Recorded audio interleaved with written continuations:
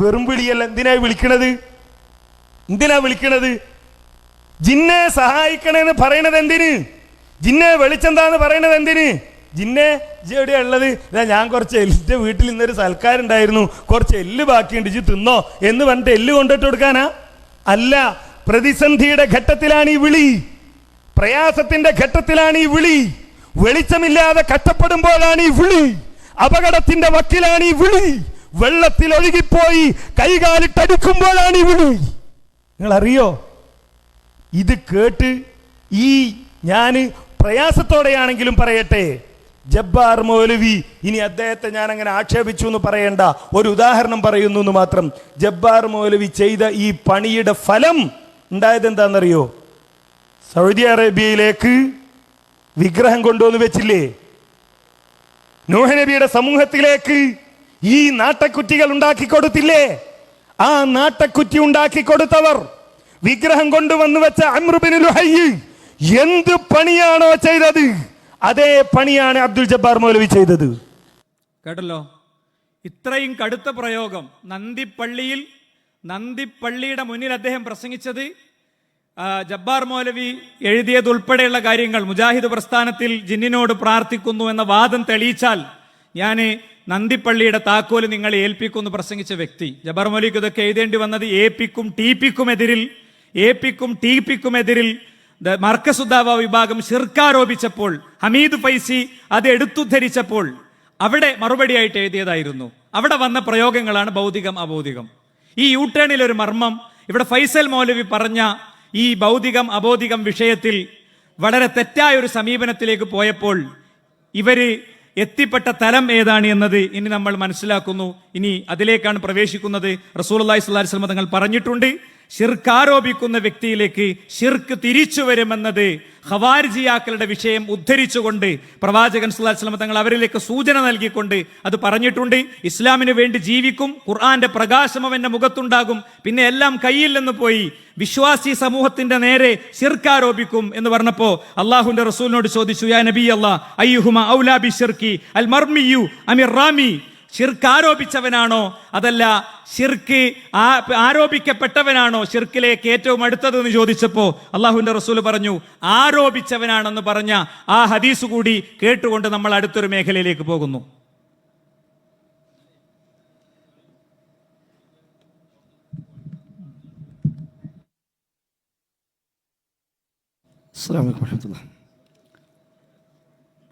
നമ്മൾ കേട്ടു ഇവിടെ ഒരു ക്ലിപ്പിൻ്റെ ഭാഗം. വല്ലാത്ത വേദനയോടെയാണ് നമ്മൾ ആ ഒരു സംസാരം കേട്ടത്. ഇബ്രാഹിം നബി സ്വല്ലല്ലാഹു അലൈഹി വസല്ലമിൻ്റെ കാലശേഷം തൗഹീദിലായി ജീവിച്ചു പോകുന്ന മക്കാനിവാസികൾ, ആ മക്കാനിവാസികളിലേക്ക് ആദ്യമായി ബിംബാരാധന കൊണ്ടുവന്ന മനുഷ്യനാണ് അംർ ബിൻ ലുഹയ് എന്ന് പറയുന്ന ഖുസാഅ ഗോത്രക്കാരനായ മനുഷ്യൻ. നബി തങ്ങൾ പറഞ്ഞു, അവൻ്റെ കുടൽമാലകളാൽ ചുറ്റിവരിയപ്പെട്ട് നരകത്തിൽ അവൻ ശിക്ഷിക്കപ്പെടുന്ന രംഗം ഞാൻ കണ്ടു. അവനാണ് ഇബ്രാഹിം നബിയുടെ ദീന് മാറ്റിമറിച്ചവൻ എന്ന് റസൂലുള്ളാഹി സ്വല്ലല്ലാഹു അലൈഹി വസല്ലം തങ്ങൾ ആ അംറിനെ കുറിച്ച് പിന്നീട് പറഞ്ഞിട്ടുണ്ട്. ആ ഒരു ധിക്കാരിയായ തമ്മാടിയായ ശിർക്കിന് തുടക്കം കുറിച്ച, ബിംബാരാധനക്ക് തുടക്കമിട്ട, മക്കത്തെ മുസ്ലിക്കീങ്ങളെ തൽബിയത്ത് പോലും മാറ്റിമറിച്ചവനാണ് അംർ. ആ അംറിനോടാണ് മഹാനായ ഈ ഒരു അഹ്ലുസുന്നയുടെ നേതാവിനെ, ഈ പണ്ഡിതനെ, അദ്ദേഹത്തിന് തന്നെ ശിഷ്യനായ ഈ ഒരു ഹനീഫ്ക്കായി കൂടി ഉപമിച്ചത് എന്നത് സഹോദരങ്ങളെ ചെറിയ കാര്യമല്ല. എന്തുകൊണ്ട് അങ്ങനെ പറയുന്നൊരവസ്ഥയിലേക്ക് അവരൊക്കെ എത്തി? അതിന് ഉത്തരമാണ് ഇനിയുള്ള അവതരണം. കഴിഞ്ഞ അവതരണത്തിൽ നമ്മൾ പറഞ്ഞു, ഈ 5 പദപ്രയോഗങ്ങൾ നമ്മുടെ മുൻഗാമികൾ എന്തിനാണ് ഉപയോഗിച്ചത് എന്ന് നമ്മൾ പറഞ്ഞു. 100 കൊല്ലക്കാലം നമ്മുടെ മുഴുവൻ നേതാക്കന്മാരും പഠിപ്പിച്ച, അഹ്ലുസുന്നയുടെ നേതാക്കന്മാർ മുഴുവനും കഴിഞ്ഞ നൂറ്റാണ്ടുകളായി സ്വീകരിച്ചു പോന്ന ഈ ഒരു അടിസ്ഥാനം, അതിൽ നിന്ന് പിന്നീട് ചില മാറ്റങ്ങൾ ഉണ്ടായി. അതാണ് കാരണം. 100 കൊല്ലം എന്താണോ മുജാഹിദ് പ്രസ്ഥാനം എഴുതുകയും പറയുകയും ചെയ്തത്, ഞാൻ നേരത്തെ പറഞ്ഞുവല്ലോ, വക്കമൊലിയുടെ വാചകം, KM മൗലവിയുടെ വാചകം, MCCയുടെ വാചകം, അതേപോലെ കണ്ണൂർ അബ്ദുൽ ഖാദർ മൗലവിയുടെ വാചകം, ലണ്ടത്താണി സെയ്ദ് മൗലവിയുടെ വാചകം, PK മൂസ മൗലവിയുടെ വാചകം, അമാനി മൗലവി, ഉമർ മൗലവി റഹിമഹുമുല്ലാ, മുതൽ AP അബ്ദുൽ ഖാദർ മൗലവി വരെയുള്ള നമ്മുടെ കഴിഞ്ഞുപോയ പണ്ഡിതന്മാർ എഴുതി വെച്ച വ്യത്യസ്തങ്ങളായ പുസ്തകങ്ങളിൽ പ്രയോഗിച്ച പ്രയോഗങ്ങൾ അതിനെയെല്ലാം അട്ടിമറിച്ചുകൊണ്ടാണ് പിന്നീട് 2002 സമയത്ത് ചില ആളുകൾ രംഗത്തു വന്നത്. അതാണ് ഈ മറിമായങ്ങളുടെ തുടക്കം. സംഘടനാപരമായ ചില പൊളിറ്റിക്സ് അതാണ് അടിസ്ഥാനമെന്നത് നേരത്തെ നാം ഇവിടെ മനസ്സിലാക്കി അതിനെയും കടന്നു വരികയും ചെയ്യും. പക്ഷെ അതിനൊക്കെ അവർ അടിസ്ഥാനമായി സ്വീകരിച്ചത് ഈ രംഗത്ത് വന്ന ചില മാറ്റങ്ങൾ തന്നെയാണ് എന്നുള്ളത് നമ്മൾ തിരിച്ചറിയേണ്ടതുണ്ട്. 2003 ജൂൺ 20 ശബാബിൽ വന്നു ലേഖനം ജിന്നുകളുടെ കഴിവും ദിവ്യ കേൾവിയും എന്ന ഹെഡിങ് തന്നെ. ദിവ്യ കേൾവി എന്നാണ്, അതെന്നെ അബദ്ധമാണ്. ജിന്നുകളുടെ കഴിവും ദിവ്യ കേൾവിയും കോയക്കുട്ടി ഫാറൂഖിയാണ് ആ ലേഖനം എഴുതിയത്. അത് ലേഖന പരമ്പരയാണ്. മാത്രവുമല്ല, എന്താ പരമ്പരയുടെ പേര്? അന്യൂനമായ ദൈവവിശ്വാസം. അന്യൂനമായ ദൈവവിശ്വാസം എന്ന വിഷയത്തിൽ ദൈവവിശ്വാസം പഠിപ്പിക്കാൻ, തൗഹീദ് പഠിപ്പിക്കാൻ വേണ്ടി എഴുതിയ ഒരു ലേഖന പരമ്പരയിൽ 15ാമത്തെ ലേഖനമാണ് ഈ ലേഖനം. ജിന്നുകളുടെ കഴിവും ദിവ്യ കേൾവിയും. ആ വരികളിൽ അദ്ദേഹം പറഞ്ഞ പ്രയോഗങ്ങൾ കണ്ടോ? ജിന്നുകൾക്ക് അഭൗതികമായ കഴിവുണ്ടെന്ന് വിശ്വസിച്ചാൽ, ജിന്നുകൾക്ക് അഭൗതികമായ കഴിവുണ്ടെന്ന് വിശ്വസിച്ചാൽ മുസ്ലിക്കാകുമെന്ന് മുസ്ലിമീങ്ങളാരും വിശ്വസിക്കുന്നില്ല. കണ്ടോ? ജിന്നുകൾക്ക് അഭൗതികമായ കഴിവുണ്ടെന്ന് വിശ്വസിച്ചാൽ മുസ്ലിക്കാകുമെന്ന് മുസ്ലിമീങ്ങളാരും വിശ്വസിക്കുന്നില്ല. നമ്മൾ നേരത്തെ വായിച്ചു PK മൂസ പറഞ്ഞത് റഹ്മാനായ റബ്ബിന് മാത്രമേ ആ കഴിവുള്ളൂ. ഏതെങ്കിലും സൃഷ്ടിക്ക് അദൃശ്യമായ കഴിവുണ്ടെന്ന് വിശ്വസിച്ചാൽ തന്നെ ശിർക്കാണ് എന്ന് PK മൂസ എഴുതിയ വാചകം നാം നേരത്തെ കണ്ടു. അതിൽ നിന്നും മാറി 2003 ജൂൺ 20 ശബാബിലാണ് ഈ ലേഖനം വന്നത്. എന്താ പറഞ്ഞത്? ജിന്നുകൾക്ക് അഭൗതികമായ കഴിവുണ്ട് എന്ന് വിശ്വസിച്ചാൽ മുസ്ലിക്കാകുമെന്ന് മുസ്ലിങ്ങളാരും വിശ്വസിക്കുന്നില്ല. ജിന്നുകളുടെയോ മലക്കുകളുടെയോ പ്രവാചകന്മാരുടെയോ ഔലിയാക്കളുടെയോ കഴിവുകൾ അംഗീകരിച്ചാൽ മുസ്ലിക്കാകുമെന്ന് മുജാഹിദുകൾക്കും വാദമില്ല. കണ്ടോ? ഏത് മുജാഹിദാ വാദമില്ലാത്തത്? അപ്പൊ ഇതാണ് മുജാഹിദ് എന്ന് വെച്ച് തീർക്കുകയാണ്. കഴിഞ്ഞില്ല. വീണ്ടും അദ്ദേഹം എഴുതാണ് അദൃശ്യ കഴിവുകളും ആത്മീയ ശക്തികളും, അദൃശ്യ കഴിവുകളും ആത്മീയ ശക്തികളും ജിന്നുകൾക്കും മലക്കുകൾക്കും നബിമാർക്കും മഹാത്മാക്കൾക്കും ഉണ്ടോ ഇല്ലേ എന്നതോ, ആ കഴിവ് ഉപയോഗിച്ച് അവർ വല്ലതും പ്രവർത്തിക്കുന്നുണ്ടോ ഇല്ലയോ എന്നതുമല്ല മുജാഹിദ് സുന്നി തർക്കത്തിന്റെ മർമ്മം. കാരണം മർമ്മം തന്നെ അട്ടിമറിച്ചു. മുജാഹിദ് സുന്നി തർക്കത്തിന്റെ മർമ്മം അതല്ല എന്നാണ് മുമ്പ് സ്ഥാപിച്ചത്. നമ്മൾ നേരത്തെ കണ്ടു, അത് തന്നെയാണ് മർമ്മം. ഇവിടെയാണ് ഒരു മാറ്റമുണ്ടായത്. അപ്പൊ ജിന്നുകൾക്കൊക്കെ അഭൗതിക കഴിവുണ്ട്, വിശ്വസിക്കാം, അതുകൊണ്ട് ശിർക്കൊന്നും വരൂല, ആ വിശ്വാസത്തിന് കുഴപ്പമൊന്നുമില്ല എന്ന് അവർ മാറ്റി പറയേണ്ടി വന്നു. ഇത് ഒരു കോയക്കുട്ടി ഫാറൂഖ് സംഭവിച്ച ഒരു ചെറിയ അബദ്ധമാണോ? ഒരിക്കലുമല്ല. ഇങ്ങനെ മാറ്റം വന്നപ്പോൾ അന്ന് മുജാഹിദ് പ്രസ്ഥാനത്തിന് അത് വിവാദമായി ചർച്ചകളായി. ഒരു വിഭാഗം ആളുകൾ ന്യായീകരിക്കാൻ അതിന് പിന്നാലെ കൂടി. അന്ന് അബ്ദുസ്സലാം സുല്ലമിയെ AP വിഭാഗം സമസ്തക്കാരുടെ പ്രസിദ്ധീകരണമായ സെൻസിംഗ് മാസികക്കാര് അഭിമുഖത്തിനായി സമീപിച്ചു. അദ്ദേഹം ഇന്റർവ്യൂ നൽകി. ആ ഇന്റർവ്യൂവിൽ അദ്ദേഹം ഒരുപാട് കാര്യങ്ങൾ എടുത്തു പറഞ്ഞു. ആ ഇന്റർവ്യൂവിന്റെ പേര് തന്നെ എന്താ? മൗലവി വിഭാഗം മുസ്ലിക്കുകൾ.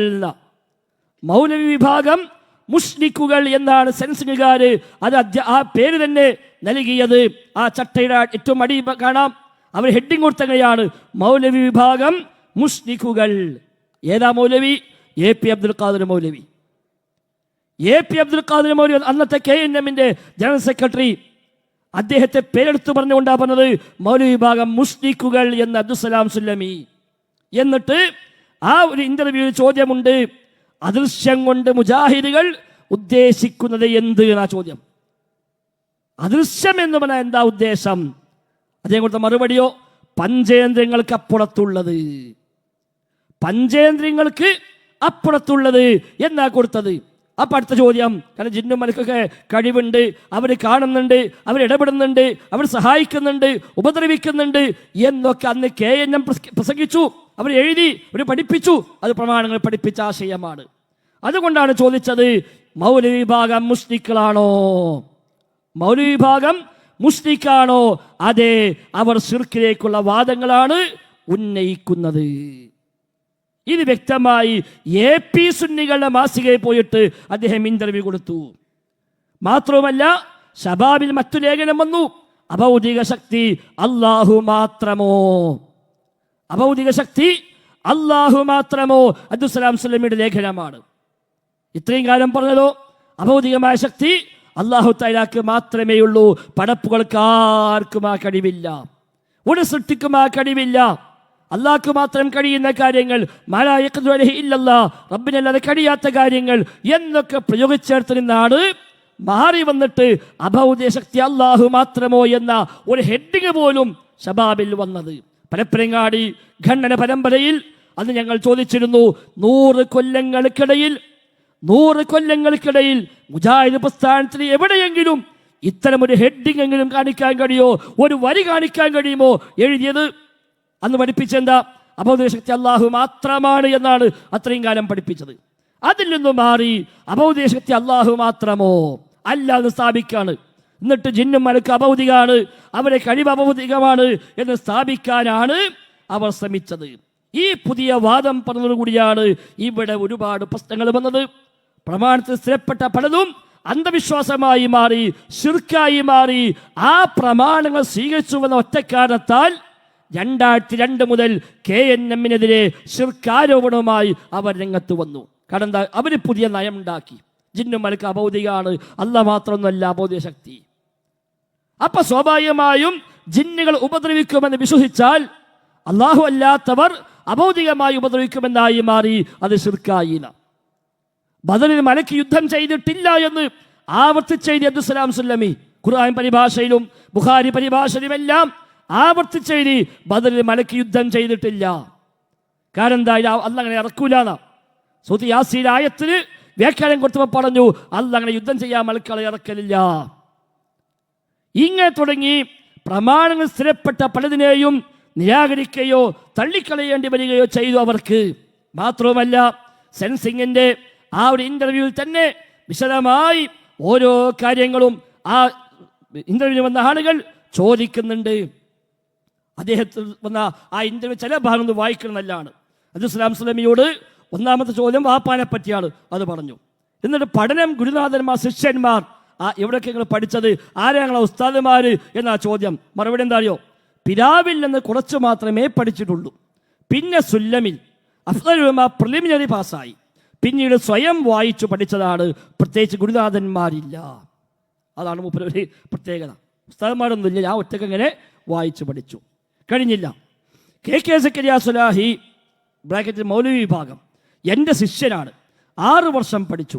പിന്നെ ഹുസൈൻ സലഫി, ഹനീഫ കായക്കൊടി തുടങ്ങിയവർ എൻ്റെ ക്ലാസ് പഠിച്ചു വളർന്നവരാണ്. ശിഷ്യനല്ല, മൂപ്പര ക്ലാസ് കേട്ടിട്ട് പിന്നെ പഠിച്ചു വലുതായതാണ്. അബ്ദുൽ ഖാദിർ കരുവമ്പോയിൽ പണ്ഡിതനല്ല, പുസ്തകം വായിച്ച് പഠിച്ചവരാണ്. അപ്പം മൂപ്പരും പണ്ഡിതനല്ല, ഞാനും പണ്ഡിതനല്ല എന്നായിരിക്കാം ഉദ്ദേശം. ആവട്ടെ. എന്നിട്ട് മുജാഹിദ് വിഭാഗത്തിലെ ഭിന്നിപ്പിൻ്റെ തുടക്കം എന്തായിരുന്നു? ആദ്യം 1996 സംഘടനാപരമായ പ്രശ്നമായിരുന്നു. ഹുസൈൻ മടവൂരിന് രംഗപ്രവേശനം ഇഷ്ടപ്പെടാത്തവരിൽ ഉണ്ടായ അധികാരമോഹം. പിന്നീട് അത് ആദർശ വ്യതിയാനമായി മാറി. എങ്കിലും അന്നു തന്നെ ഡോക്ടർ സുബൈർ മങ്കടയും ജിന്നിന്റെ പ്രശ്നം പറഞ്ഞു തുടങ്ങിയിട്ടുണ്ട്. ഇനിയാണ് ശ്രദ്ധിക്കേണ്ടത്. ജിന്നു പിശാച വിഷയത്തിൽ മടവൂര് അതേപോലെ മൗലവി വിഭാഗങ്ങൾ തമ്മിൽ ആദർശ ഭിന്നത ഒന്ന് വിശദീകരിക്കാമോ എന്ന്. മടവൂർ വിഭാഗവും മൗലവി വിഭാഗവും തമ്മിൽ ജിന്ന് വിഷയത്തിൽ എന്താണ് വ്യത്യാസമുള്ളത്? അതെന്ന് അക്കമിട്ട് കൊടുക്കാം. കണ്ടോ, ഒന്ന്, പിശാചിന്റെ ഉപദ്രവം ആത്മീയമാണ്, ശാരീരികമല്ല. മടവൂർ അതാ മടവൂർ വിഭാഗം. ഇത് ശാരീരികം കൂടിയാണ് മൗലവി. അപ്പം മൗലവി വിഭാഗം KNM-ന്റെ വാദം ശാരീരികമാണ്, ഇവരുടെ വാദമോ ആത്മീയമാണ്. മാനസിക രോഗങ്ങളെല്ലാം പിശാച്ചുണ്ടാക്കുന്നു. സർവ്വരോഗത്തിന്റെ പിന്നിലും പിശാച്ചിന് പങ്കുണ്ട്. ചികിത്സ, അടിച്ചടക്കൽ, ഖുർആൻ തെറാപ്പി ഉപരവാകാം. 2, അദൃശ്യമാർഗം, അഭൗതിക മാർഗം എന്ന് പറയാൻ ജിന്ന്, മലക്ക് എന്നിവയെ ഒഴിവാക്കണം എന്നാണ് മൗലവി വിഭാഗം പറഞ്ഞത്. ഓല കഴിവിനും അപ്പുറത്തിലാണ് അദൃശ്യമാർഗം എന്ന് പറയുക എന്ന് KNM പറയുന്നത്. ഇവ ഒഴിവാക്കേണ്ട മടവൂർ വിഭാഗം. ജിന്നും മലക്കൊന്നും ഒഴിവാക്കേണ്ട, അതൊക്കെ അദൃശ്യമാർഗം തന്നെയാണ്, അഭൗതിക മാർഗം തന്നെയാണ്. 3, കാര്യകാര ബന്ധങ്ങൾക്ക് അതീതം എന്ന് പറയാൻ മലക്ക്, ജിന്ന് എന്നിവയെ ഒഴിവാക്കണം മൗലവി വിഭാഗം. ഈ നിർവചനം മടവൂർ വിഭാഗം അംഗീകരിക്കുന്നില്ല. 4. ജിന്നിനോട് പ്രാർത്ഥിച്ചാൽ ഉപകാരം ചെയ്യില്ല, ആരാധിച്ചാൽ ഉപകാരം ചെയ്യും. ഇപ്രകാരം പ്രാർത്ഥന ആരാധന അല്ലെന്ന് വാദിക്കുന്നു മൗലവി വിഭാഗം. പ്രാർത്ഥിച്ചാലും ആരാധിച്ചാലും ഉപകാരം ചെയ്യില്ല, പ്രാർത്ഥന ആരാധന ഒന്നാണ് എന്നർത്ഥം മടവൂർ വിഭാഗം. 5. ശിർക്ക് ചെയ്താൽ ഉപകാരം ചെയ്യും, പ്രാർത്ഥിച്ചാൽ ഉപകാരം ചെയ്യില്ല മൗലവി വിഭാഗം. പ്രാർത്ഥന ശിർക്ക് തന്നെ, ശിർക്ക് ചെയ്താലും ഉപകാരം ചെയ്യില്ല മടവൂര്. 6. വിഗ്രഹങ്ങളിൽ ജിന്ന് ആവാഹിച്ചിട്ടുണ്ട്, അതിനാൽ വിഗ്രഹം പാല് കുടിച്ച സംഭവം, സംസാരിച്ച സംഭവം ശരിയാവാം മൗലവി വിഭാഗം. ഖുർആൻ പറഞ്ഞതിന് ഘടകവിരുദ്ധമാണ് എന്ന് മടവൂർ വിഭാഗം. 7. പിശാച് അടുക്കളയിലും സിറ്റൗട്ടിലും പൂമുഖങ്ങളിലും ഇരുന്ന് നമ്മുടെ രഹസ്യ വിവരം ജ്യോത്സ്യന്മാർക്കും മറ്റും എത്തിച്ചു കൊടുക്കും മൗലവി വിഭാഗം. ഖുർആന് വിരുദ്ധമാണ് മടവൂർ വിഭാഗം. 8. പിശാചിന് വയസ്സ് കൂടുതലുണ്ട്, അതിനാൽ പൂർവ്വകാല സംഭവങ്ങൾ ഇന്നുള്ളവരിൽ പ്രവേശിച്ച് പറഞ്ഞു കൊടുക്കും മൗലവി വിഭാഗം. നബിമാർ പൂർവ്വചരിത്രം പറഞ്ഞത് ഈ വാദപ്രകാരം മുഴുവത്താവില്ല എന്ന് മടവൂർ വിഭാഗം അത് എതിർക്കാൻ വേണ്ടി പറഞ്ഞതാണ്. 9. പിശാച് സർപ്പമായും കറുത്ത പട്ടി പൂച്ച മുതലായ രൂപത്തിലും സർവ്വ മനുഷ്യന്റെ രൂപത്തിലും പ്രത്യക്ഷപ്പെടും മൗലവി വിഭാഗം. ഇതിനുള്ള കഴിവ് പിശാചിനില്ല എന്ന് മടവൂർ വിഭാഗം. 10. സുലൈമാൻ നബിയുടെ സംഭവത്തിന്റെ അടിസ്ഥാനത്തിൽ ഇന്ന് പിശാചിനെ കീഴ്പ്പെടുത്തി ജർമ്മനിയിലെ മരുന്നും HMT വാച്ചും നിമിഷ നേരത്തിനുള്ളിൽ കൊണ്ടുവരാം. ആൾ ദൈവങ്ങൾ ഇതാണ് ചെയ്യുന്നത് മൗലവി വിഭാഗം. ഈ വാദം നബിമാരുടെ മുഴുവത്തിനെ നിഷേധിക്കലാണ് മടവൂര്. 11. വാതിൽ ബന്ധിപ്പിക്കാത്ത പക്ഷം പിശാച് വീട്ടിൽ കടന്ന് കുട്ടികൾക്ക് അപസ്മാരമുണ്ടാക്കും മൗലവി വിഭാഗം. ഇത് അവിശ്വാസമാണ്, അടിസ്ഥാനരഹിതമാണ്. വാതിൽ അടച്ചാലും പിശാച് കടക്കും മടവൂർ വിഭാഗം. 12. പിശാച് സ്ത്രീകളുമായി ലൈംഗിക ബന്ധം സ്ഥാപിച്ച് കുട്ടികളെ ജനിപ്പിച്ചേക്കാം മൗലവി വിഭാഗം. അന്ധവിശ്വാസമാണ്, അടിസ്ഥാനരഹിതമാണ് മടവൂർ വിഭാഗം. ഇങ്ങനെ അദ്ദേഹം എണ്ണി അന്ന് KNM-നെതിരെ അദ്ദേഹം ഉന്നയിച്ച കാര്യങ്ങൾ ഇന്ന് ചിലപ്പോൾ കേൾക്കുമ്പോൾ തോന്നും, ഇതന്നെയല്ലേ ഇപ്പൊ നമ്മളെ പറ്റും പറയണത്, ഇതല്ലേ നമ്മളെ കുറിച്ചും പറയുന്നത്. അപ്പൊ 2002 മുതൽ 12 വരെ KNM-നെതിരെ മാസികയിൽ പോയി ഇവര് പറഞ്ഞെന്താണോ അതേ ഭാഷയിൽ അതേ ശൈലിയിൽ ഇന്ന് അതിർത്ത് ഇങ്ങോട്ട് പറയുന്ന സാഹചര്യമുണ്ടായി. പറഞ്ഞു വന്നത് ഈ മാറ്റമാണ് യഥാർത്ഥത്തിൽ കാരണം. അപ്പൊ ഇവിടെ എന്താ ചോദ്യം? പഞ്ചേതങ്ങൾക്ക് അതീതം എന്നാണ് ഉദ്ദേശം. ഏതിന്? അദൃശ്യമെന്ന് പറഞ്ഞാൽ. അദൃശ്യമെന്ന് പറഞ്ഞ ഉദ്ദേശം എന്ന് ചോദിച്ചപ്പോ പഞ്ചേതങ്ങൾക്ക് അതീതം ഇതേ അബ്ദുസ്സലാം സുലമി അതിന് മുമ്പ് 2002 മുമ്പ് അദ്ദേഹം തന്നെ തിരിച്ചെഴുതിയിട്ടുണ്ട്. തൗഹീദ് സമഗ്ര വിശകലനം എന്ന പേരിൽ അബ്ദുസ്സലാം സുലമി എഴുതിയ പുസ്തകമുണ്ട്. സുന്നികൾക്ക് തൗഹീദ് പഠിപ്പിക്കാൻ വേണ്ടി, സുന്നികൾക്കെതിരെ ശിർക്കിനെതിരെ തൗഹീദ് പഠിപ്പിക്കാൻ വേണ്ടി അന്ന് അദ്ദേഹം എഴുതിയ പുസ്തകം. അവിടെ ഇതേ വിഷയമുണ്ട്. അവിടെ അദ്ദേഹം പറഞ്ഞെന്താ, എന്താണ് ഈ അദൃശ്യമാർഗം എന്ന് വിശദീകരിക്കുന്നുണ്ട്. ആ വിഷയത്തെ അദ്ദേഹം കൊടുത്ത വിശദീകരണം ഒന്ന് വായിച്ചു നോക്കുക. കാര്യകാല ബന്ധത്തിന് അതീതം എന്നതാണ് മറഞ്ഞ വഴി കൊണ്ട് ഉദ്ദേശിക്കുന്നത്. കണ്ടോ, കാര്യകാല ബന്ധത്തിന് അതീതം എന്നാണ് മറഞ്ഞ വഴി എന്നുകൊണ്ട് ഉദ്ദേശിക്കുന്നത് എന്ന് 2000 മുമ്പ്. എന്നാൽ ഭിന്നിപ്പിലേക്ക് എത്തിയപ്പോഴോ നേരെ മാറ്റി മറഞ്ഞ വഴി എന്ന് പറഞ്ഞാൽ പഞ്ചേതങ്ങൾക്ക് അപ്പുറത്തുമുള്ളതാണ്. അപ്പൊ കാണാത്തത്, കേൾക്കാത്തത്, തൊടാൻ കഴിയാത്തത്, സ്മെല്ല് കൊണ്ട് മനസ്സിലാക്കാൻ കഴിയാത്തത്, ഇതിനൊക്കെയാണ് എന്തു പറയാ അഭൗതികമെന്ന് പറയുക എന്നാക്കി മാറ്റി. ഇദ്ദേഹം തന്നെ പണ്ട് എഴുതിയാണെന്ന് കാര്യകാല ബന്ധങ്ങൾക്ക് അപ്പുറത്തുള്ളതിനാണ് അദൃശ്യമെന്ന് പറയുക.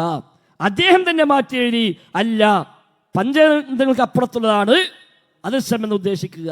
ഇങ്ങനെ മാറ്റം വന്നപ്പോൾ സമസ്തക്കരാഘോഷമാക്കി. അന്ന് അബ്ദുൽ ഹമീദ് ഫൈസി അമ്പലക്കടവ് ചന്ദ്രയിൽ ലേഖനമെഴുതി, തൗഹീദിന്റെ യാഥാർത്ഥ്യം എന്ന പേരിൽ ലേഖനമെഴുതി. എന്നൊരു പുതിയ നിർവചനങ്ങളെ കുറിച്ചെല്ലാം അബ്ദുൽ ഹമീദ് ഫൈസിയോട് വിശദമായി പറഞ്ഞു. ആവർത്തിച്ച് ലേഖനങ്ങൾ വന്നു. അത് സാമ്പിളുകൾക്ക് സ്ക്രീനിൽ കാണാം. പുതിയ വ്യാഖ്യാനം തന്നെയാണ് പ്രശ്നം. കണ്ടോ, പുതിയ വ്യാഖ്യാനം തന്നെയാണ് പ്രശ്നം തുടങ്ങി വ്യത്യസ്തമായ ലേഖനങ്ങൾ. തൗഹീദ് പ്രാമാണിക വ്യാഖ്യാനത്തിൽ ഉറച്ചു നിന്നാൽ തർക്കം അവസാനിപ്പിക്കാം എന്നൊക്കെ പറഞ്ഞുകൊണ്ട് അമ്പലക്കടവ് ലേഖനങ്ങൾ എഴുതി. അതിനെതിരെ സക്കരിയ സുലാഹി റഹിമഹുല്ല മറുപടി ലേഖനങ്ങൾ ചന്ദ്രകയിൽ വന്നു. അതേപോലെ ഇസ്ലാഹിൽ വന്നു. അബ്ദുൽ ജബ്ബാർ മൗലവി റഹിമഹുല്ല അതെല്ലാം ഒന്നിച്ചെടുത്തുകൊണ്ട് അമ്പലക്കടവിന്റെ അതിഗംഭീര ചോദ്യങ്ങൾ എന്ന പേരിൽ അബ്ദുൽ ജബ്ബാർ മൗലവി റഹിമഹുല്ല അന്ന് കൃത്യമായ വിശകലനം നടത്തി ലേഖനം എഴുതി. 2007 ഏപ്രിൽ മാസത്തെ ഇസ്ലാഹ് മാസികയിൽ അബ്ദുൽ ജബ്ബാർ മൗലവി റഹിമഹുല്ല വളരെ വിശദമാക്കിക്കൊണ്ട് എഴുതി. എന്നാൽ ഈ മാറ്റമാണ് യഥാർത്ഥത്തിൽ ഇതിലേക്കെല്ലാം പിന്നീട് എത്തിച്ചത്. അവസാനമായി അബ്ദുസ്സലാം സ്വലമി പുസ്തകം എഴുതി തൗഹീദും നവയാഥാസ്ഥികളുടെ വ്യതിയാനവും. തൗഹീദും നവയാഥാസ്ഥികളുടെ വ്യതിയാനം. ആരാ നവയാഥാസ്ഥികർ? KNM. അന്നത്തെ ഭാഷയിൽ KNM അവർ ഉപയോഗിച്ച പ്രയോഗമാണ് നവയാഥാസ്ഥികർ, ജിന്നുവാദികൾ, ജിന്നൂരികൾ. ഈ പ്രയോഗങ്ങൾ അന്ന് മർക്കസ് ദേവക്കാർ KNM ഉപയോഗിച്ച വാക്കാണ്. അതേ പദപ്രയോഗമാണ് അന്ന് ആർക്കെതിരെ പ്രയോഗിച്ചുവോ അന്ന് അതിന് മർദ്ദരായ ആളുകൾ തിരിച്ചിപ്പം ഇങ്ങോട്ട് ഉപയോഗിക്കുന്നത്.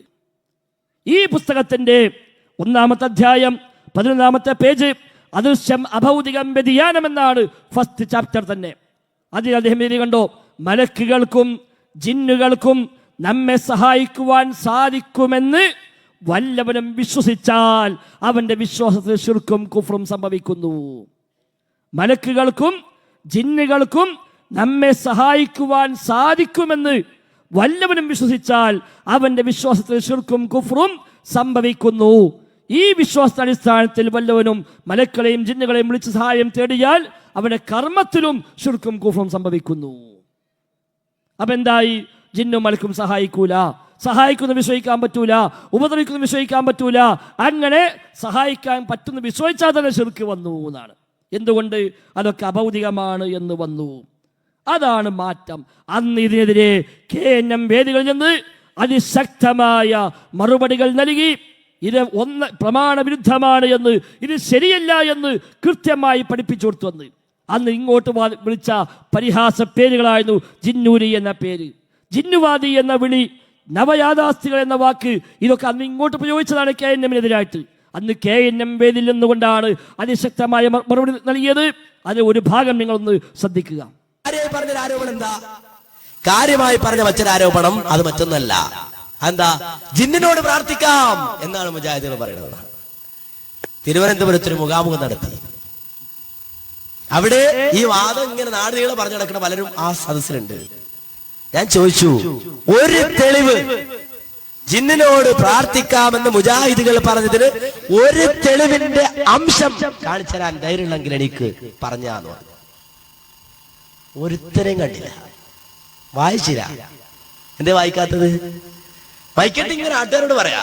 നിങ്ങൾ സക്കരിയയും ടീമും ഔലിയാക്കളെ വിളിക്കുന്നതിന് പകരം ജിന്നുകളെ വിളിക്കുന്നു. ഞങ്ങൾ കാന്തപുരവും ടീമും ഞങ്ങൾ ഔലിയാക്കളെ വിളിച്ചു. എവിടെ മൗലവി വ്യത്യാസം?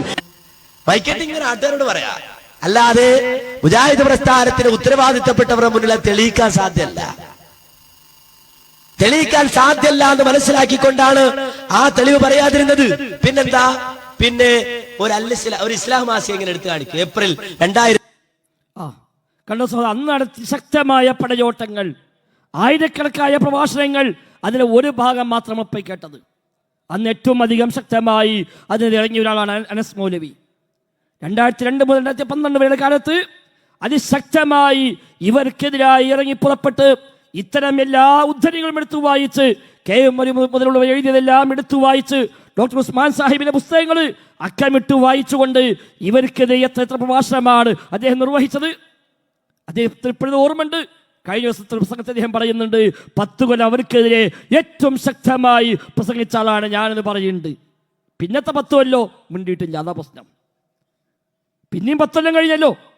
2012 വരെ പറഞ്ഞു. അതിനുശേഷം 10-12 കൊല്ലമായി. ആ കൊല്ലങ്ങൾ എന്തേ ആ മിണ്ടാട്ടില്ലാത്തത്? മടൂർ വിഭാഗം നിർത്തിയോ അവരുടെ വാദം? അവരെ മാറ്റിയോ വാദം? ഇല്ലല്ലോ. പിന്നെന്തേ ആ ഒരു പടയോട്ടം നിർത്തിവെച്ചത്? അതിനെ തിരിഞ്ഞുകൊത്തി ഇങ്ങോട്ട്. അതാണ് നമ്മൾ പിന്നെ കണ്ടത്. 2002 മുതൽ അതിശക്തമായി KNM വേദികളിൽ ഇതിനെതിരെ പ്രതികരിച്ചു. അന്ന് വിചിന്തനത്തിന് ലേഖന പരമ്പര വന്നു. MP അബ്ദുൽ ഖാദിർ കരുവമ്പയിലാണ് ഏറ്റവും അധികം ലേഖനമില്ല വിഷയത്തിന്. അദ്ദേഹത്തിന്റെ ഹെഡിങ് തന്നെ എന്താണ്? മുജാഹിദുകളുടെ തൗഹീദ് പ്രതിസന്ധിയിലോന്ന ലേഖന പരമ്പരയാണ്. സമസ്തക്കാരുടെ പൊയ്വടികൾ എന്ന പേരിൽ ഒരു ലേഖന പരമ്പര തന്നെ അദ്ദേഹം എഴുതി. അതിലെ 122ാമത്തെ ലേഖനമാണിത്. 122ാമത്തെ ലേഖനം. ഈ ജിന്നും മലക്കും അഭൗതികമാണ് എന്ന് മർക്കസ് ദേവക്കാർ വാദിച്ചപ്പോൾ സമസ്തക്കാർ രംഗത്തിറങ്ങി. കണ്ടോ, ഞങ്ങൾ പണ്ടേ പറഞ്ഞു അള്ളാഹ്ക്ക് മാത്രമല്ല അഭൗതിക കഴിവ്. അന്ന് നിങ്ങൾ പറഞ്ഞു അള്ളാഹ്ക്ക് മാത്രമേ അഭൗതിക കഴിവുള്ളൂ. ഇപ്പതാ ചില മുജാഹിദീങ്ങൾ സമ്മതിച്ചു ജിന്നും മലക്ക് അഭൗതികമാണ്. അപ്പൊ നിങ്ങളുടെ തൗഹീദ് പൊളിഞ്ഞു, നിങ്ങൾ പ്രതിസന്ധിയിലായി, ഞങ്ങളുടെയാണ് ശരി തെളിഞ്ഞില്ലേ എന്നാണ്. അതിന് മറുപടി ലേഖന പരമ്പര സമസ്തക്കാരുടെ പൊയ്വെടികൾ. 122-ാമത്തെ ലേഖനം മുജാഹിദ് തൗഹീദ് പ്രതിസന്ധിയിലോന്ന്. KNMകാരോട് ഒറ്റ ചോദ്യം ഈ സമയം ചോദിക്കാനുള്ളത്, ഈ ലേഖനം അന്ന് 2007 വിചിന്തനം ഈ ലേഖനം അതേപടി വിചിന്തനത്തിന് ഒരു അടിക്കുറിപ്പുമില്ലാതെ പ്രസിദ്ധീകരിക്കാൻ ഇന്ന് ധൈര്യമുണ്ടോന്ന്, ആദർശം മാറ്റമില്ലെന്ന് അറിയാൻ അത് മാത്രം മതി. ഈ ലേഖനം ഒന്ന് അതേപടി കൊടുക്കാൻ ധൈര്യമുണ്ടോ? നേർപ്പത്തിൽ കൊടുക്കാൻ ഞങ്ങൾക്ക് ധൈര്യമുണ്ട്. ഒരു മാറ്റവുമില്ലാതെ, ഒരു അടിക്കുറിപ്പുമില്ലാതെ ഈ ലേഖനം ഇതേപടി നേർപ്പലം വാരി കൊടുക്കാൻ ഞങ്ങൾക്ക് 100% ധൈര്യമാണ്. നിങ്ങൾക്ക് പറയാൻ പറ്റുമോ വിചിന്തനം വാരികയിൽ ഈ ലേഖനം ഇന്നൊന്ന് പ്രസിദ്ധീകരിക്കാൻ പറ്റുമോ? കഴിയില്ല. അതാ മാറ്റം. ഈ 2002 മുതൽ 12 വരെയുള്ള കാലത്ത് ഇവർക്കെതിരെ ശക്തമായി മറുപടി എഴുതിയ ആളുകൾ പിന്നീട് 2012 ആയപ്പോൾ നേരെ മലക്കം മറിഞ്ഞു. ചില താല്പര്യങ്ങൾ ഉണ്ടായിരുന്നു അതിനുവേണ്ടി. ഭിന്നിച്ചുപോയ ആളുകളെ ഉള്ളിലേക്ക് കൊണ്ടുവരണമെന്ന് ആഗ്രഹിച്ച ചില മനുഷ്യന്മാരുണ്ടായിരുന്നു. ഉള്ളിൽ കയറി കൂടണമെന്ന് വിചാരിക്കുന്ന ആളുകളാണ് അപ്പുറത്തുണ്ടായിരുന്നു. അങ്ങനെ ഉള്ളിൽ കയറണം, ഉള്ളിൽ കയറാൻ പല വഴികളും നോക്കി. അപ്പൊ ഇത്തരം ഉദ്ധരണികൾ എടുത്തുകൊണ്ട് തിരിച്ച് ചോദ്യം ചെയ്തു, എങ്ങനെ അവരെ ഉള്ളിൽ കയറ്റാൻ പറ്റൂതല്ലോ, ഇതല്ലേ നിലപാട്? ആ ചോദിക്കുന്നവരൊക്കെ പുറത്താക്കണം. അതിനെ കണ്ടെത്തിയ വഴിയായിരുന്നു മറ്റോലെ കൂടെ കൂടുകാദസ്വരമായിട്ട്. അങ്ങനെയാണ് ഇതേ വേദിയിൽ നിന്ന് പിന്നെ നമ്മൾ കേട്ടത് 2012 ആയപ്പോൾ KNM വേദിയിൽ നിന്ന് തന്നെ ഈ മർക്കസ് ദബക്കട അതേ ആശയം, അതേ വാദം ഉന്നയിക്കുന്നതാണ് പിന്നെ നമ്മൾ കേട്ടത്. ആ അതേ വിചിന്തനം 2007 ഈ ലേഖനം വന്ന വിചിന്തനം 5 കൊല്ലം പിന്നിടുമ്പോൾ 2012 മറ്റു ലേഖനം വന്നു. എന്താ? ജിന്ന് ഭൗതികമല്ല, അഭൗതികം തന്നെ. കണ്ടോ? ജിന്ന് ഭൗതികമല്ല, അഭൗതികം തന്നെ. 2007 തിരിച്ചാണ് പറഞ്ഞത്. 2007 ലേഖനത്തിൽ കാണാം എന്താ? ജിന്നും മലക്കളും എന്തു ചെയ്താലും ശരി അതൊന്നും അഭൗതികമെന്ന് പറയാൻ പറ്റൂല. അതുകൊണ്ട് തന്നെ അതിനെക്കുറിച്ച് അഭൗതികമെന്നോ കാര്യകാല ബന്ധങ്ങൾക്ക് അതീതമെന്നോ ബുദ്ധിയും വകതിരിവുമുള്ളവർ പറയുക ഇല്ല. ഇസ്ലാഹിൽ അമീർ ഫൈസി അമ്പലം കൊടുത്ത മറുപടിയെ എടുത്തു ധരിക്കുന്നു വിചിന്തനം. എന്നിട്ട് വിചിന്തനത്തിന്റെ ഭാഗ ഒരു സർട്ടിഫിക്കറ്റ്. അന്നും ഇന്നും എന്നും മുജാഹിദുകളുടെ നിലപാട് ഇതാണ്. കണ്ടോ? ജിന്നുകളെ പ്രവൃത്തിയെക്കുറിച്ച്, ജിന്നുകളുടെ കഴിവിനെക്കുറിച്ച് അഭൗതികമെന്നോ കാര്യകാല ബന്ധങ്ങൾക്ക് അതീതമെന്നോ ബുദ്ധിയും വകതിരിവുമുള്ളവർ പറയുക ഇല്ല. 2007. 2012 ജിന്ന് ഭൗതികമല്ല, അഭൗതികം തന്നെ. അപ്പൊ എന്തു പറ്റി? ബുദ്ധിയും വകതിരിവും ഇല്ലാതായി പോയോ? ഇതാണ് മാറ്റം. ഇവിടെയാണ് ആദർശം മാറ്റിയത്. അങ്ങനെ മാറ്റി എന്ന് മാത്രമല്ല, മാറ്റിയതോടു കൂടി സ്വാഭാവികമായും അതുവരെ മർക്കസുൽ അഴബക്കാർ KNMനെതിരെ എന്തൊക്കെ ഉന്നയിച്ചുവോ അതെല്ലാം ഇവർ ഉന്നയിക്കാൻ തുടങ്ങി. ഇത് കേവലം എഴുത്തു മാത്രമല്ല, ഇത് പ്രസംഗിക്കുകയും ചെയ്തു. ഇത് പ്രസംഗിച്ചു. നാസർ സുല്ലമി കോഴിച്ച സംഭവത്തിൽ വെച്ച് ചോദിച്ചു, ഞങ്ങളെപ്പറ്റി നിങ്ങൾ ഇല്ലാത്ത പറയുന്നുണ്ട്, അതെന്താ ഇല്ലാത്തത്? ജിന്ന് കാര്യകാല ബന്ധങ്ങൾക്ക് അപ്പുറത്താണ് എന്ന് ഞങ്ങളാരും പറഞ്ഞിട്ടില്ല എന്ന് അവിടുന്ന് പറയാൻ ശ്രമിച്ചു. പക്ഷേ പറഞ്ഞത് എത്രയാണുള്ളത്? കേൾക്കാൻ നമുക്ക് അത്തരം ചില പ്രയോഗങ്ങൾ. എന്നാൽ ഫൈസൽ മുസ്ലിയാർ അദ്ദേഹത്തിന്റെ പ്രസംഗത്തിന്റെ ഭാഗമായി ഇവിടെ പറയുകയുണ്ടായി, മടവൂരികൾ പ്രചരിപ്പിച്ച ജിന്ന് കാര്യകാരണ ബന്ധത്തിന് അതീതമാണ് എന്നുള്ള ഒരു പ്രചരണം മുജാഹിദുകൾ ആളുകൾക്കിടയിൽ പ്രചരിപ്പിക്കുന്നു എന്ന്. എന്റെ മുസ്ലിയാരോട് വളരെ സ്നേഹത്തോടെ താങ്കൾക്ക് ലഭിക്കുന്ന 5 ചോദ്യോത്തര സെഷനിലെങ്കിലും, അതല്ലെങ്കിൽ അവസാനം ലഭിക്കുന്ന ഉപസംഹാര സെഷനിലെങ്കിലും മുജാഹിദ് പ്രസ്ഥാനത്തിലെ ഉത്തരവാദിത്തപ്പെട്ട ഏതെങ്കിലും ഒരു പണ്ഡിതൻ ജിന്നും മലക്കും കാര്യകാരണ ബന്ധത്തിന് അതീതമാണ് എന്ന് പറഞ്ഞതായി തെളിയിക്കാൻ ഫൈസൽ മുസ്ലിയാർക്ക് സാധിക്കുമെങ്കിൽ ഈ വേദി അദ്ദേഹം ഉപയോഗപ്പെടുത്തണം. അന്ന് നിഷേധിച്ചു. ഇന്ന് ഈ വെല്ലുവിളിക്കോ? ഈ വെല്ലുവിളി ഇന്നലെ വെല്ലുവിളിക്കുമോ? ഇല്ല. എന്തുകൊണ്ട്? ഇന്ന് എല്ലാവരും പറഞ്ഞു, എല്ലാവരും അങ്ങനെ ആയിക്കഴിഞ്ഞു. കാര്യകാരണ ബന്ധങ്ങൾ അപ്പുറത്താണെന്നാ പറഞ്ഞത്. കേട്ടോളൂ നിങ്ങൾ പറയുന്ന ചില ഭാഗങ്ങൾ. ആ ജിന്നിന്റെ കഴിവ് അദൃശ്യമായ കഴിവാണ്, അഭൗതികമായ കഴിവാണ്. അതുകൊണ്ട് അദൃശ്യമായ ജിന്നിനോട് ആ ജിന്നിന്റെ കഴിവിൽപ്പെട്ടത് ചോദിക്കുന്നത് അദൃശ്യമായ രീതിയിലുള്ള ചോദ്യമാണ്, അഭൗതികമായ രീതിയിലുള്ള ചോദ്യമാണ്. അതുകൊണ്ടാണ് ജിന്നിന്റെ കഴിവിൽപ്പെട്ടത് ചോദിക്കുന്നതും ശിർക്കാണ് എന്ന് പറയുന്നത്. കണ്ടോ, അബ്ദുറഹ്മാൻ സലഫി തന്നെ പ്രഖ്യാപിച്ചു, ജിന്നിന്റെ കഴിവ് അദൃശ്യമായ കഴിവാണ്, അഭൗതികമായ കഴിവാണ്. ഇത് എന്ത് അദൃശ്യമാണ്? ഏത് അദൃശ്യമാണ്? ആപേക്ഷികമായതാണോ? അത് തർക്കമില്ലല്ലോ, അത് തർക്കമില്ല. മനുഷ്യനെ സംബന്ധിച്ച് ആപേക്ഷികമായ അർത്ഥത്തിലാണോ? അതല്ലല്ലോ തർക്കമിടെ, അത് വിഷയമേ അല്ലല്ലോ. അതാണ് കോഴിച്ചന വ്യവസ്ഥയിൽ നമ്മുടെ വാദമായി രേഖപ്പെടുത്തിയത്. മനുഷ്യനെ സംബന്ധിച്ച് അദൃശ്യമായാൽ ചില മനുഷ്യനെ സംബന്ധിച്ച് ഒഴിവാക്കും. അദൃശ്യമായ ജിന്ന് അവിടെ എഴുതിയില്ലേന്ന് വയ്ക്കാം. അത് ഇന്നും എഴുതും, ഒരു പ്രശ്നമില്ല. അത് എന്നും എഴുതും, ഏത് കാലത്തും എഴുതിയിട്ടുമുണ്ട്. അത് മനുഷ്യന് ആപേക്ഷികമായി അദൃശ്യമായി നമ്മൾ കാണുന്നില്ല, നമ്മൾ കേൾക്കുന്നില്ല എന്ന അർത്ഥത്തിലുള്ള അദൃശ്യമാണ്. കാര്യകാരണ ബന്ധങ്ങൾക്കതീതമായ അദൃശ്യമെന്നത്, കാര്യകാരണ ബന്ധങ്ങൾക്കതീതമായ അഭൗതികം എന്നത് അള്ളാഹിനെ കുറിച്ച് മാത്രമേ പറയുള്ളൂ, ഒരു പടപ്പിനെ കുറിച്ചും പറയാവതല്ല. കാരണം അതാണ് ഒരാൾക്ക് വകവെച്ച് കൊടുക്കുമ്പോൾ ശിർക്കായി മാറുന്നത്. ആ അർത്ഥത്തിൽ തേടുമ്പോൾ ആ തേട്ടം ശിർക്കായി മാറുന്നത്. ആ അർത്ഥത്തിൽ പ്രതീക്ഷിക്കുമ്പോൾ ആ പ്രതീക്ഷ ശിർക്കായി മാറുന്നത്. ആ അർത്ഥത്തിൽ ഭയപ്പെടുമ്പോൾ ആ ഭയം ശിർക്കായി മാറുന്നത്. അത് ജിന്നിനില്ല. ഉണ്ടെന്ന് വിശ്വസിച്ച ശിർക്ക് വന്നു. ആ വിശ്വാസപ്രകാരം തേടിയ ശിർക്കായി, പ്രതീക്ഷിച്ച ശിർക്കായി, പേടിച്ച ശിർക്കായി, സ്നേഹിച്ച ശിർക്കായി, എല്ലാം ശിർക്കായി മാറി. ഇതാണ് വ്യത്യാസം. മാത്രവുമല്ല, ഈ പുതിയ വാദം KNM ലേബൽ ഏറ്റെടുത്തപ്പോൾ സമസ്തക്കാരെ മുമ്പിൽ പോലും പിന്നെ മുട്ടുപിറക്കുന്ന, ഉത്തരം പറയാൻ കഴിയാത്ത ഗതികേടുണ്ടായി. മൂവാറ്റുപുഴ വാദപ്രതിവാദം, ആ മൂവാറ്റുപുഴ സംഭവം യൂട്യൂബിൽ സെർച്ച് ചെയ്താൽ കിട്ടും നിങ്ങൾക്ക്.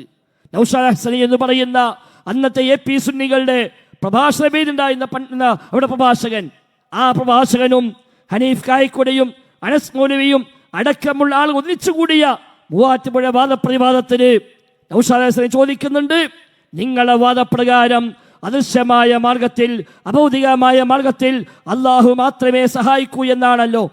അള്ളാഹു അല്ലാത്തവർ അദൃശ്യമായി സഹായിക്കുമെന്നോ ഉപദ്രവിക്കുന്നോ വിശ്വസിച്ചാൽ ശിർക്കാണ് എന്നല്ലേ നിങ്ങളെ വാദം. എന്നാൽ നിങ്ങൾ ഇപ്പൊ പറയുന്നു ജിന്നുമൽക്ക് അഭൗതികമാണ് എന്ന്. അതേ നിങ്ങൾ പറയുന്നു സിഹിറിന് യാഥാർത്ഥ്യമുണ്ട് എന്ന്. അതേ നിങ്ങൾ പറയുന്നു സിഹിറിൽ ഇടപെടുന്നത് ശൈത്താനാണ് എന്ന്. ശൈത്താൻ അഭൗതികമാണ് താനും നിങ്ങളെ വാദപ്രകാരം. എങ്കിൽ അഭൗതികമായ ജിന്ന് സാഹിറിനെ സഹായിച്ച് സിഹിറിന് യാഥാർത്ഥ്യമുണ്ടാകുമ്പോൾ അള്ളാഹു അല്ലാത്തവർ അഭൗതികമായി സഹായിക്കുമെന്ന് നിങ്ങൾ സമ്മതിക്കുകയല്ലേ? അപ്പോൾ നിങ്ങളുടെ വാദപ്രകാരം നിങ്ങൾ ശിർക്കിലല്ലേ എന്നാ. നിങ്ങളുടെ വാദപ്രകാരം നിങ്ങൾ ശിർക്കിലല്ലേ? എന്താ കായക്കൊടി മറുപടി പറഞ്ഞത്? കേൾക്കാം നമുക്ക് ആ ഭാഗമൊന്ന്. മൂപ്പർക്ക് സമയം കഴിഞ്ഞത് തന്നെ മനസ്സിലായിട്ടില്ല. അപ്പൊ ഏതായാലും സിഹിറിനെ സംബന്ധിച്ച് ഒന്നുകൂടി നിങ്ങളെ ഞങ്ങൾ പഠിപ്പിക്കാൻ പോകും. ശരിക്ക് കേട്ടോ, ശരിക്ക് വായിച്ചു കേട്ടോ, എന്നാൽ നിങ്ങൾക്ക് മനസ്സിലാവും. അദൃശ്യ ലോകത്തിൽപ്പെട്ട പിശാചുക്കളുടെയും ജിന്നുകളുടെയും സഹായം തേടുകയും, ശരി കേട്ടോ, ഇനി വേറൊന്നും ഇല്ല, വളരെ കൃത്യമാണ്. അദൃശ്യ ലോകത്തിൽപ്പെട്ട പിശാചുക്കളുടെയും ജിന്നുകളുടെയും സഹായം തേടുകയും അവരെ പ്രസാദിപ്പിക്കുവാൻ വേണ്ടി ചിലത് പ്രവർത്തിക്കുകയും ചെയ്തുകൊണ്ടുള്ളതാണ് ആഭിചാരവും മന്ത്രവാദവും. അപ്പൊ പിശാചിനോട് അതുപോലെ തന്നെ ജിന്നുകളോട് അവരെ കൊണ്ട് ചില കാര്യങ്ങളൊക്കെ പ്രതീക്ഷിക്കുക, അതാണ് സിഹിർ. ഇവിടെ ശ്രദ്ധിച്ചോ, നിങ്ങൾ AP അബ്ദുൽ ഖാദിർ മൗലവി പറഞ്ഞത് എന്താ?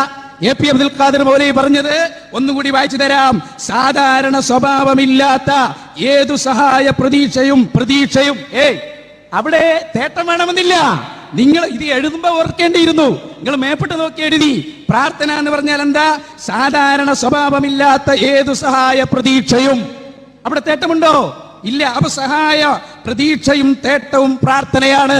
സിഹ്ർ എന്ന് പറഞ്ഞാലോ അത് കാണാത്ത മാർഗത്തിലൂടെയുള്ള സഹായത്തെ പ്രതീക്ഷയാണ്, അല്ലേ? അത് ഫലിക്കുമെന്ന് വിശ്വസിച്ചാൽ ശിർക്കാണ് എന്ന് നിങ്ങൾക്ക് വാദമില്ല. അത് വിശ്വസിക്കണമെന്നാണ് നിങ്ങൾ പറഞ്ഞത്. പോയി ഹനീഫ് മൗലവി, നിങ്ങളുടെ കാറ്റും പോയി, തീർച്ചയായും പോയി. കാരണം ജബ്ബാർ മൗലവിനെയും സക്കരിയ സലാഹിയെയും ഒക്കെ നിങ്ങൾ ആദ്യം പുറത്താക്കി, ഇപ്പൊ നിങ്ങളും പോയി. സിഹ്ർ എന്ന് പറഞ്ഞാൽ എന്താണ്? അദൃശ്യമാർഗത്തിൽ. അപ്പൊ കണ്ടോ, നേക്കിനെ മുഖത്ത് നോക്കി ഈ നൗഷാദ് പറഞ്ഞതാ നിങ്ങളുടെ കാര്യവും പോയി. എന്താ കാരണം? ഹനീഫ് കായക്കൊടി കൊടുത്ത മറുപടി എന്താ അറിയോ? വിശ്വസിച്ചാൽ ശിർക്കില്ല, തേടിയാലേ ശിർക്കുള്ളൂ. അഭൗതികമായി സഹായിക്കുമെന്ന്, ഉപദ്രവിക്കുമെന്ന് വിശ്വസിച്ചാൽ ശിർക്കില്ല, തേടിയാലേ ശിർക്കുള്ളൂ എന്ന മറുപടിയോട് നൗഷാദ് പ്രതികരിച്ചതാണ്. കണ്ടോ, നിങ്ങളുടെ കാര്യം പോയി, നിങ്ങളെ വാദപ്രകാരം നിങ്ങൾ തന്നെ ശിർക്കിലായി. മാത്രവുമല്ല, അത് നൗഷാദ് വേറെ ചോദ്യം കൂടി ചോദിച്ചു. അങ്ങനെയാണെങ്കിൽ മൊഹീദ്ദീൻ ഷെയ്ഖ് സഹായിക്കുന്നു വിശ്വസിച്ചു, തേടിയിട്ടില്ല, ശിർക്കാണ് നിങ്ങൾ ഇങ്ങനെ പറയുന്നതാണ്. മൊഹീദ്ദീൻ ഷെയ്ഖ് അഭൗതികമായി സഹായിക്കുമെന്ന് വിശ്വസിക്കുന്നു, തേടുന്നില്ല, എന്നാൽ ശിർക്കാകുമോ? പറയാൻ പറ്റുമോ വല്ലതും? എന്തുകൊണ്ട് പറയാൻ പറ്റില്ല? ജിന്നും മലക്ക് അഭൗതിക എന്ന് പറഞ്ഞു വെച്ചു. അള്ളാഹു അല്ലാത്തവർക്ക് അഭൗതികമായ കഴിവ് ഉണ്ട് എന്ന സമസ്തക്കാരന്റെ വാദം, ഇവിടുത്തെ ഖുറാഫികളുടെ വാദം, ശിർക്കിന്റെ ആളുകളുടെ വാദം, ആ വാദം അവർ സ്വീകരിച്ചു. 3 നിലപാട് അതോട് മൊത്തത്തിൽ വന്നു. ഒന്ന് സമസ്തക്കാരന്റെ വാദം, അദൃശ്യമായ കഴിവ്, അഭൗതികമായ കഴിവ്, അഥവാ കാര്യകാരണ ബന്ധങ്ങൾക്കതീതമായ കഴിവ് അല്ലാഹു തആലാക്ക് മാത്രം. അല്ലാഹു തആലാക്ക് മാത്രമല്ല, അല്ലാത്തവർക്ക് ഉണ്ടാകാം. സമസ്തക്കാരന്റെ വാദം അല്ല, അല്ലാഹു തആലാക്ക് മാത്രം മുജാഹിദീങ്ങളുടെ വാദം. അത് ജിന്നിനും മലക്കിനും കൂടി ഉണ്ട് എന്ന് ഇപ്പോൾ മർക്കസ് ദഅവക്കാരും സിരി ടവറുകാരും അവർ വിശ്വസിക്കുന്ന, പ്രചരിപ്പിക്കുന്ന അവസ്ഥയിലേക്ക് എത്തി. പിന്നെ ചില മലക്കന്മാർക്കാണ്, ചില കാട്ടിക്കൂട്ടലാണ്, അങ്ങണ്ട് അഭൗതികാണ്, ഇങ്ങണ്ട് ഭൗതികാണ് തുടങ്ങിയ പ്രയോഗങ്ങൾ. ജിന്നുകൾക്ക് ഇങ്ങണ്ട് പല അസ്ബാബുണ്ട്, പക്ഷെ ഇവിടെ അങ്ങണ്ട് അസ്ബാബില്ല. ഇപ്പൊ കണ്ടുപിടുത്ത അതൊക്കെ ഇവിടെ അങ്ങോട്ട് അസ്ബാബൊന്നുമില്ല. മരിച്ച മൊഹീദ്ദീൻ ഷെയ്ഖ് പോലെയാണ് ജിന്ന് എന്നാണ് ഇപ്പൊ ചില മനുഷ്യന്മാര് പറഞ്ഞത്. മൊഹീദ്ദീൻ ഷെയ്ഖ് സമം ജിന്ന്, മരിച്ചുപോയ സമം ജിന്ന്, യാതൊരു വ്യത്യാസവും. അമ്പാത്തും ജിന്നും ഒരുപോലെയാണ്. അപ്പൊ മരിച്ച ജിന്നും ജീവിച്ചപ്പോൾ ജിന്നും ഒക്കെ ഒരുപോലെയാണോ? മൊഹീദ്ദീൻ ഷെയ്ഖ് ഈ സംസാരം കേൾക്കുന്നു വിശ്വസിച്ചാൽ ശിർക്കാണ്. ഈ സംസാരം ഒരു ജിന്ന് കേൾക്കുന്നു വിശ്വസിച്ചാൽ ശിർക്കാകുമോ? മൊഹീദ്ദീൻ ഷെയ്ഖ് ഇപ്പോൾ നമ്മളെ കാണുമെന്ന് വിശ്വസിച്ചാൽ ആ വിശ്വാസം ശിർക്കാണ്. ജിന്നുകളോ മലക്കുകളോ ഇപ്പോൾ നമ്മെ കാണുന്നു വിശ്വസിച്ചാൽ ആ വിശ്വാസം ശിർക്കാണോ? മൊഹീദ്ദീൻ ഷെയ്ഖ് ഇവിടെ ഹാജറാന്ന് വിശ്വസിച്ചാൽ ശിർക്കാണ്. ജിന്ന് ഇവിടെ ഹാജറാന്ന് വിശ്വസിച്ചാൽ ശിർക്കാണോ? മലക്ക് ഇവിടെ ഹാജറാന്ന് വിശ്വസിച്ചാൽ ശിർക്കാണോ? പിന്നെ എന്തടിസ്ഥാനത്തിലാണ് മരിച്ചവർ സമം ജിന്ന്, ജിന്ന് സമം മരിച്ചവർ എന്നാക്കി മാറ്റുന്നത്? മരിച്ചവർ നമ്മൾ തമ്മിൽ യാതൊരു അസ്ബാബുമില്ല. മരിച്ചവർ ഇങ്ങോട്ട് കാണുന്നില്ല, നമ്മൾ അവരെ കാണുന്നില്ല, യാതൊരു ബന്ധപ്പെടാനുള്ള വഴികളുമില്ല. എന്നാൽ അതുപോലെയാണ് ജിന്നും മലക്കളുമൊക്കെ. മനുഷ്യർ ജിന്നുകളുമായി ഇടപഴകുന്ന എത്ര സംഭവങ്ങളാണ് പ്രമാണങ്ങൾ പരിചയപ്പെടുത്തിയത്. സാഹിർ ചെയ്യുന്ന എന്താ? ശൈത്താൻ ഉപയോഗിക്കുകയാണ്. സാഹിർ പറയുന്നു, ആവശ്യപ്പെടുന്നു, ആ ശൈത്താൻ ഇടപെട്ട് കൊടുക്കുന്നു, സഹായിച്ചു കൊടുക്കുന്നു. അങ്ങനെയല്ലേ സിഹിർ ഉണ്ടാകുന്നത്? അസ്ബാബുണ്ട്. റുഖിയ്യയിൽ ശിർക്കായ മന്ത്രങ്ങളിൽ, റുഖിയ്യ ശിർക്കിയയിൽ ജിന്നുമായുള്ള ബന്ധപ്പെടലല്ലേ, ശൈത്താനുമായി ബന്ധപ്പെട്ടുകൊണ്ടല്ലേ അത്തരം കാര്യങ്ങൾ ചെയ്തുകൊണ്ടിരിക്കുന്നത്. നബിതങ്ങളുടെ നിസ്കാരം മുറിക്കാൻ ജിന്ന് വന്നുവെന്നും ഞാൻ അവനെ പിടികൂടിയെന്നും അവനെ മദീനയിലെ പള്ളിയുടെ ചുമലിൽ കെട്ടിയിടാൻ ഞാൻ വിചാരിച്ചുവെന്നും നാളെ രാവിലെ മദീനയിലെ കുട്ടികൾക്ക് അവനെ കൊണ്ട് കളിക്കാമായിരുന്നുവെന്നും നബിതങ്ങൾ പറഞ്ഞില്ലേ? നബിക്ക് മുഴുവത്ത് എന്ന് പറയാം, പക്ഷെ തൂണിൽ കെട്ടിയിട്ട് കുട്ടികൾക്ക് കളിക്കാൻ കൊടുക്കുമായിരുന്നു എന്ന് നബിതങ്ങൾ വിചാരിച്ചു. മറ്റൊരു റിപ്പോർട്ടിൽ ഈ മദീനക്കാർക്കൊക്കെ കാണാമായിരുന്നുവെന്നാണ് നബിതങ്ങൾ പറഞ്ഞ മറ്റൊരു പ്രയോഗമായി വന്നിട്ടുള്ളത്.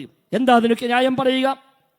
വിളി കേട്ട സുഹാബിയുടെ മകനെ പേരെടുത്ത് വിളിച്ചപ്പോൾ ആ വിളി കേട്ടതും അത് വന്ന് വാപ്പയോട് പറഞ്ഞതും, എന്നിട്ട് വാപ്പ പറഞ്ഞ വാക്കുണ്ട്, മോനെ നീ ഇത്തരം ഒരു അനുഭവം ഉണ്ടാകുമെന്ന് ഞാൻ അറിഞ്ഞിരുന്നുവെങ്കിൽ